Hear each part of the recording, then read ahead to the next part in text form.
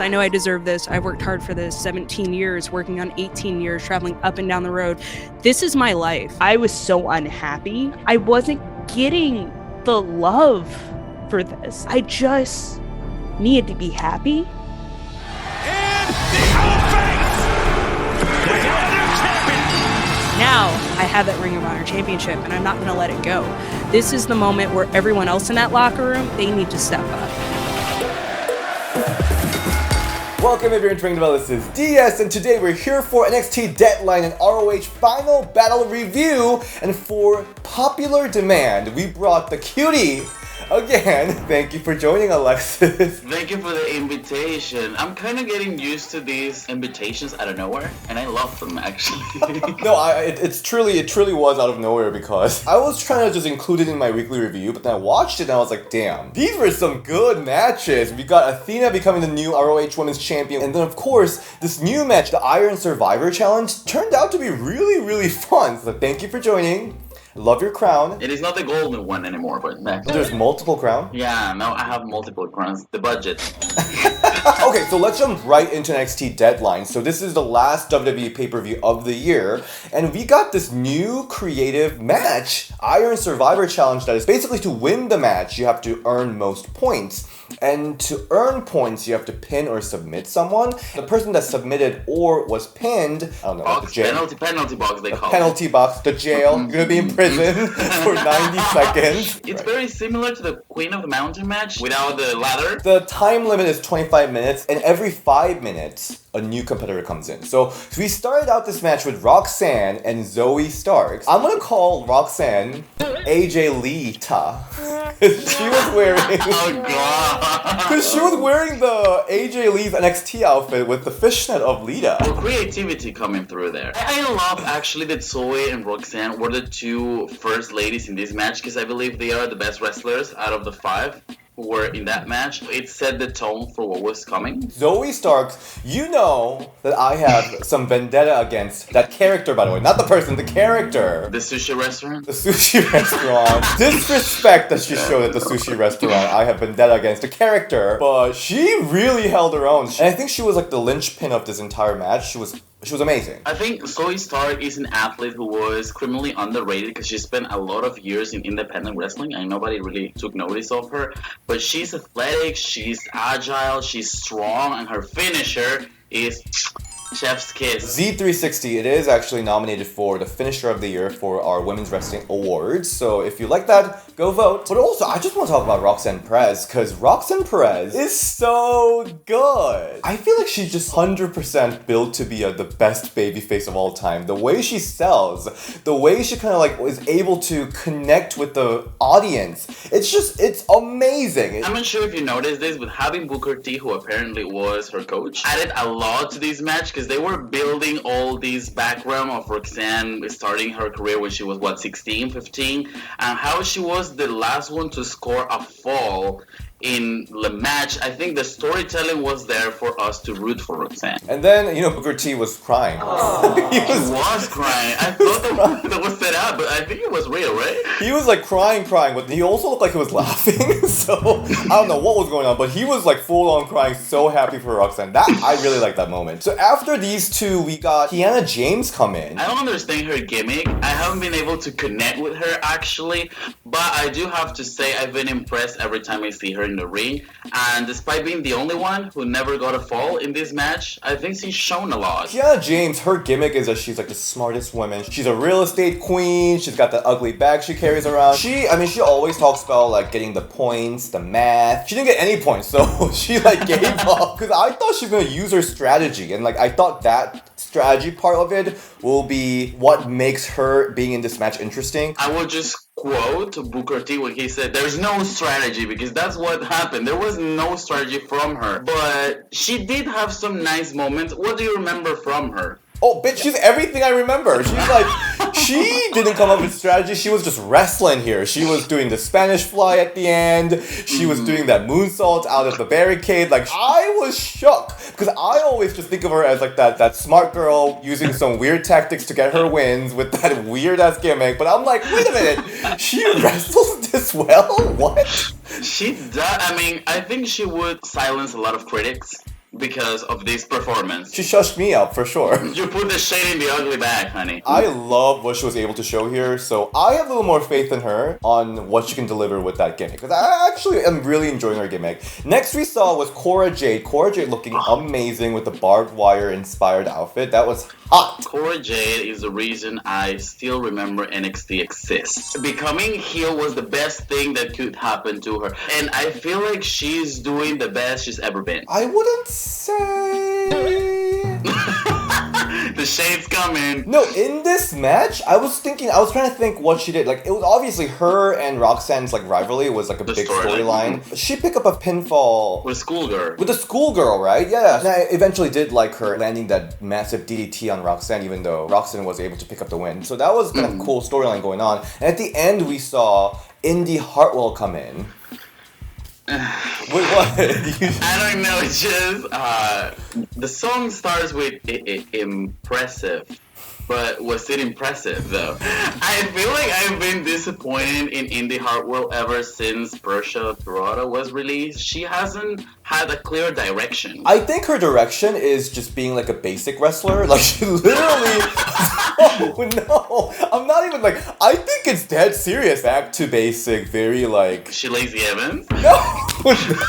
No, she like uses those like wrestling, like classic wrestling moves. Like she uses suplex, she uses forearms. I'm not saying I love it, but I'm saying like because she uses all these like moves that now because all the wrestlers now want to be like flashy, like they want to stand out. But because she's so basic, it almost makes her stand out in that way. But I don't know. I mean, you can be a grounded wrestler and still be good. Like I don't know, Molly Holly or maybe even Natalia. I think Indy was probably the weakest link in this match, but I think watching this match made me almost like kind of scared of how effective WWE Performance Center is, because these 5 women gelled so well. It was crazy how timing was so perfect for every single moment. It's a 25 minutes, but with 5 minutes interval in between wrestlers coming out, you don't have that much time to play with at the end, like with everyone in there already. Especially at the end when Roxanne took the last pin in like 23 minutes or so, they only have like 2 minutes left to play with. It was all about having that perfect timing, and these women did so well, which I'm like, damn, Performance Center is working well. The final 5 minutes of the match were flawless, and overall, I don't think I can recall any botches in the match, considering a lot of these wrestlers are relatively new. Yeah. So it would be awesome to see something like this on the main roster. I wasn't really sure what happened in the end. It was a bad ending, but I felt like they could have done maybe Roxanne's victory last fall a little bit later in the match. You think it fizzled out, is what you're saying? You think the match fizzled out? Kind of. Back in the day when I used to watch men's wrestling more often, there was this concept called Championship Scramble they had in 2008, and it was very similar to this, and they made it exciting. Like the last fall was 2 or 3 seconds before the clock ended. So they could have done that here, but they just didn't. And maybe next time. Okay. So did you enjoy this match format? Yeah, I would say it was pretty enjoyable. I do have to say, having Kiana James, Roxanne Perez, Zoe Stark, who are very flashy, and even Cora Jade has like a lot of character built now, made me realize how bland Indy Hartwell is, and I really hope that she can get repackaged or sent to the main roster already, because that's what she needs. You think going to main roster is going to help her out? Well, Candice LeRae is there. You can't just send everyone to main roster and expect them to be interesting, okay? Is she going to have like rainbow hair this time? What's going to happen? Yeah, what is Steven Knox doing? Okay. I really enjoyed this match. It was new, it was very fresh, and it was just like a fun game format. Fun to watch, and time really just flew by. And it's 25 minutes, not like the longest gimmick match. It was really, really fun. I think the real winner of this match for me has to be Kiana James. Yes, because for sure. that was just a really, really big discovery for me. And it doesn't really matter if you didn't win any points. You won my heart. Yeah, both of our hearts, and I am sure it is always a pleasure for everyone in women's wrestling community to see more than 1, 2, or 3 women feature in an event like this. So it was nice to see 5 of them. So you think it's time for Roxanne to dethrone Mandy? Well, I've been ready for Mandy to lose the title a long while ago, but I really thought it would be Alba Fyre. But I mean, Roxanne does look like a promising NXT Women's Champion. I was not an Alba Fyre fan. Really? Yeah, there was a segment. This is another personal vendetta. There's a segment. On a sushi restaurant? There's a segment that she went into like some videographer's room and like destroyed all the equipment, and I'm like, if someone did that to my equipment room, I would be pissed! It's all my personal vendettas against the characters. Roxanne dethroning Mandy will be a great moment. I honestly though personally wanted Asuka versus Mandy at WrestleMania season. The longest reigning versus longest reigning. I thought that would be a really good match. But if Roxanne do take the title off of Mandy at this upcoming WrestleMania season, I think that would be great. Alright, let's go to the next match. My favorite, Alba Fyre versus Isla Dawn. Alba Fyre, the Fire Witch, versus Isla Dawn, who's a witch. Oh, Alba's a fire priestess, I think? I wouldn't really care for that, but I mean, I like the way she wrestles, but I never understand her characters. However, I do have to say a character that I understand and that I love already is Isla Dawn. I think they've gone from this witch thing she started in NXT UK, but to the 1,000,000%. And she does look crazy.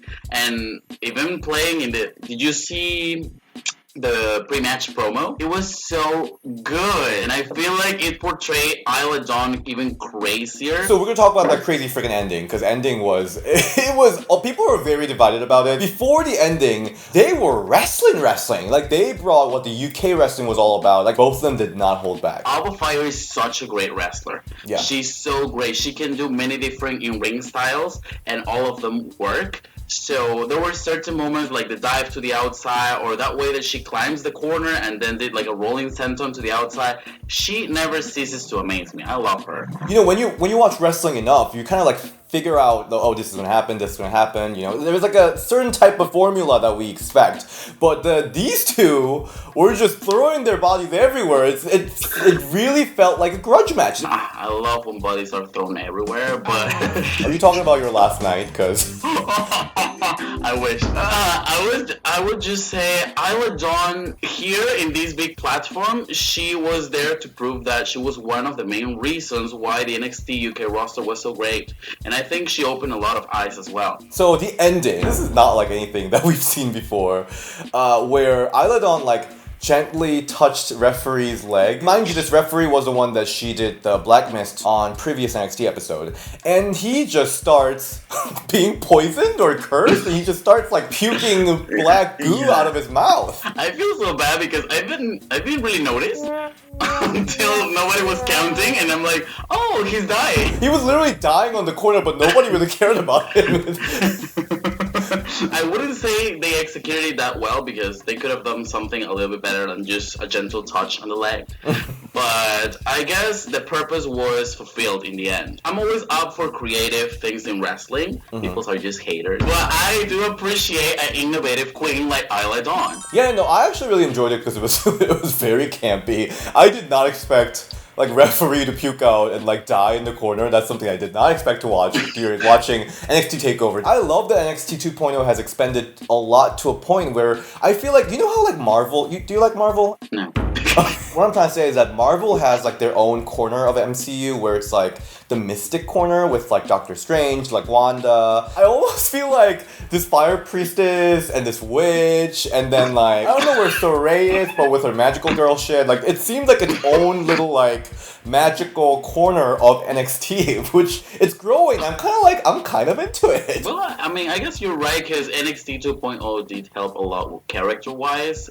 We have Tiffany Stratton and Wendy Chu and characters that we never expected to see in NXT, which was mostly wrestling. So yeah, I get it. And I like it as well. Is she staying though, or is she going to be like the Meiko Satomura and Blair Davenport appearances that were 2 and off? Oh, that is a good point. I don't know. I don't know if they have contract or what the situation is, but maybe Isla is staying. Well, she won, so she might. So where does Alba Fyre go after this? She lost to Mandy like 800 times at this point. I mean, I would like to say a heel turn might help, but I feel like NXT has so many heels at the moment. So I guess she's ready for the main roster. That's the thing. I feel like a lot of people expect Alba to be on main roster, which, I mean, she obviously, like, talent-wise, yes. She defeated Tamina main event. Doesn't that count? Main roster is so saturated right now. I just don't know where she can fit in that picture, too. Let's quickly move to ROH Final Battle. Okay, so let's talk about pre-show match. It was Willow Nightingale versus Trish Adora. Pretty straightforward match. I think this match was all about showing how Willow Nightingale is just adorable human being and she can wrestle. I'm impressed with Willow because she actually is a big girl, but at the same time she's so agile and can do moves that I haven't really seen wrestlers her size do. So I'm impressed, and it was nice to have a showcase for these ladies who were from the original ROH roster before the pandemic hit. Yeah, I mean, Trish Adora is obviously like she's a big name in indies, she kick ass. But again, I think this was all about showcasing Willow Nightingale. She was extra cute, extra adorable in this match, and obviously, people just pop so hard whenever she like does that big push. It was great, it was great. So this match was awesome. Willow, love you. Maybe she'll be facing Athena soon. Alright, so the ROH Women's Championship match was Mercedes Martinez versus Athena. We haven't seen Mercedes in a little bit because she was injured recently. I don't watch AEW Dark, so I don't really know what the situation is there, but I think for a big match, this is her first big match back. Athena, her entrance looked really cool with like all these neon signs and everything. She had that googly eye on her forehead. Oh my god, that looks so cheap. They could have... Did you know what that was from? No. It's from Everything Everywhere All at Once. It's an absolutely amazing movie. Oh. I wouldn't even imagine that Athena had so much potential as a heel. I could not believe how Ember Moon Athena was never heel in her whole WWE and AEW run until this far because she was so good as heel. It was ridiculous how good she was. She's so confident in her role and she knows how to play the crowd, and I feel like it was so surprising to me how the crowd was solidly behind Athena despite she was the heel. Oh, because this was her hometown crowd. Oh. Yeah. Okay, that explains it. But I mean, on AEW, she does get a lot of reaction when she's beating the hell out of jobbers. No, I really like that she kind of turned that whole AEW Dark, oh my god, Athena's so unsafe, that into this massive heel turn, which was such a success. And like, I've had issues with her character for years now. I was always talking about, since the beginning of Ring the Bell, I was always like, oh my god, Ember Moon's always talking about how she's Phenom? The Sheenom. The Sheenom. So she was a Sheenom, and in AEW she's a fallen goddess, and I'm just like, why is she so cute and adorable when she wants to be a fallen freaking goddess or Sheenom? But finally she turned heel, and she is menacing, she's violent, she's brutal, and it's just perfect. It's perfect. This match was very hard-hitting. They legitimately looked like they wanted to beat each other up with forearms and kicks that were so stiff. It had every right to be because it was what we wanted from Mercedes Martinez and Athena. There were really good spots here. I love the whole, like, when they were struggling with the corner spot. I love Mercedes Spider German from the corner. That didn't happen, but that connected into the powerbomb. That brainbuster that followed it was deadly looking. The spot on the outside, though. Yes! When Athena missed that crazy drop kick to the barricade, and then Mercedes hit that, is it like a neck breaker? Right, yeah, neck breaker, with the Mm-hmm. feet on the barricade. That was really, really deadly. Mercedes being the veteran that she also played the crowd really well, mocking them because they were booing every single move that she did, so I loved it. And then the ending was just so amazing. Like, she brought that character full front by like taking that turnbuckle pads out, pierced that drop kick into her, and then connecting that with that amazing O-face was just amazing. Yeah, it was an awesome ending. Also, when she blocked Mercedes Martinez' finisher, biting her arm, that was so nice. And I feel like, I'm not sure if you've noticed this, but Ember Moon has changed her moveset a lot now that she's a heel. She's a lot more grounded, and she ain't using the O-face that often, and I feel like it even makes it more special now. I also love that codebreaker finisher that she does. I think that's really deadly too. I obviously love this match a lot, but I think they didn't give 100%. I mean, it was more one-sided storyline where Athena was showing her heel side, but Mercedes was barely on... I don't think she was on TV other than like video promos, but also the match was great, but I don't think these two gave it all. I think there is round 2 and round 3 still waiting, so I think this is going to continue, and I am here for it. Yeah, I mean, I wouldn't mind even if they have a trilogy, because I feel like both of them are so good that they can deliver time and time again. And then Athena winning the title. So happy for her, finally. Finally, she won the title. So, is Athena gonna be featured more often now that she's a champion on AEW, or will she be a one and off? I mean, everyone's kind of one and off unless you're like Britt Baker and Saraya, I guess. I hope Athena gets more screen time with it, but I'm so happy for her. She really deserves it. I mean, obviously she's so talented. We just needed that character to finally click with her in-ring talent, and it finally happened. Yeah, we are on board with that, and hopefully this means that 2023 will be Athena's year.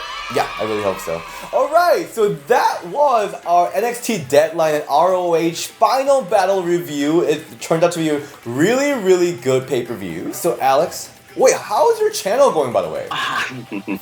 I've been so busy lately, it's kind of like... But I am promising to revive it soon. Hopefully I will have you there soon as well. We're working on that. Yeah, like fly me out to Peru already. Oh my god, I should. So where can we all find you? Well, you can find me in Alexis the Flop on Instagram. I'm flopping everywhere. And Ring Royalty on YouTube. Alright, and you can find me at DSN on Instagram and Ring the Bell DS on Twitter. And don't forget to go vote for the 2022 Women's Wrestling Fan Awards. That's Oh my gosh, voting should I is vote now? Go vote right now. The voting is open until 17th, so you guys have time. Alright, see you next time. Bye! Bye.